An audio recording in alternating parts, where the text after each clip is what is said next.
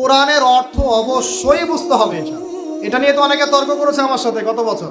আমি এখনো বলছি, কোরআনের অর্থ যদি না বোঝে কেউ, কোরআনের পরিপূর্ণ হক আদায় কখনোই হবে না। এটা আমার মন্তব্য। আপনার পোষালে আপনি মানেন, না পোষালে না মানেন। আপনার যদি পোষায় আমার বক্তব্য গ্রহণ করেন, না পোষায় না গ্রহণ করেন।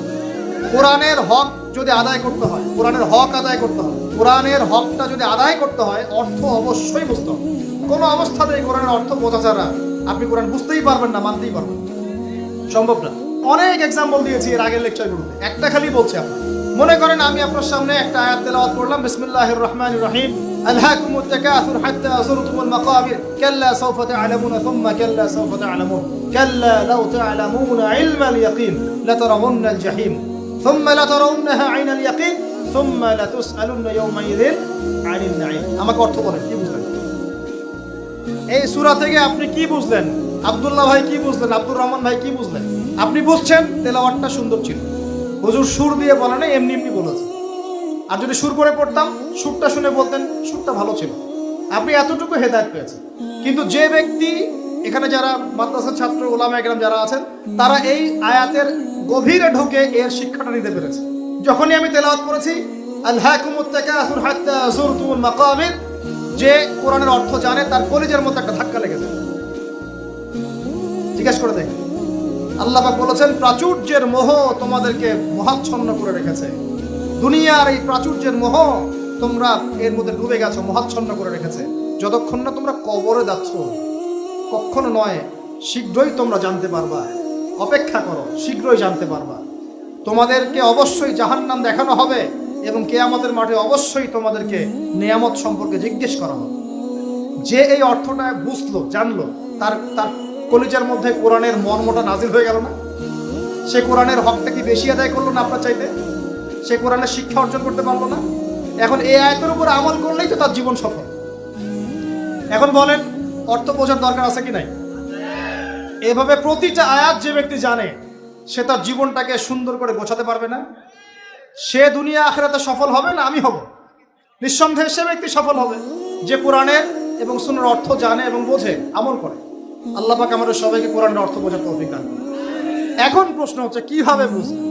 মাদ্রাসায় পড়তে পারলে আপনি অটোমেটিকলি বুঝে যাবেন, তবে অনেক মাদ্রাসাতে পড়েও কিন্তু অনেকে অর্থ বোঝে না, এমনও আছে কিন্তু মানুষ। এটা তাদের সমস্যা, মাদ্রাসার সমস্যা না। মাদ্রাসায় পড়ানো হয় ঠিকই, ওই যে ফাঁকিবাজ স্টুডেন্ট থাকে কিছু। আবার অনেকে জেনারেল লাইন থেকে পড়েও কিন্তু অর্থ বুঝতে পারে, সুযোগ আছে। আল্লাহ পাক এটা খাস করে দেন নাই কিছু মানুষের জন্য, এটা সবার জন্য কোরআন। এখন পদ্ধতি কি? আরবি ব্যাকরণ শিখতে হয়, আরবি ভাষা জানতে হয় এবং ক্লাসিক্যাল মাদ্রাসার কিছু কিতাব পড়তে হবে। এগুলো যদি পড়তে না পারেন, কমপক্ষে একটা বিশুদ্ধ তাফসীর বাসায় কিনে রমজান মাসে পড়া শুরু করুন। তাফসীর ইবনে কাসির নাম শুনেছেন? বাসায় কিনেন। মারিফুল কোরআন নাম শুনেছেন? বাসায় কিনেন। তাফসীরে জালালাইন নাম শুনেছেন? বাসায় কিনেন। কিনে পার ডে আপনি 10টা করে আয়াত পড়া শুরু করেন অর্থ সহ। ইনশাআল্লাহ 1 বছরের মধ্যে আপনি কোরআনের অর্থ বুঝে ফেলবেন। বুঝে না ফেলেন, আপনার ধারণা হবে কোরআনে কি লেখা আছে, একটা ধারণা হবে যে কোরআনে কি আছে। আপনি কোরআন সম্পর্কে অজ্ঞ এবং অন্ধ থাকবেন না।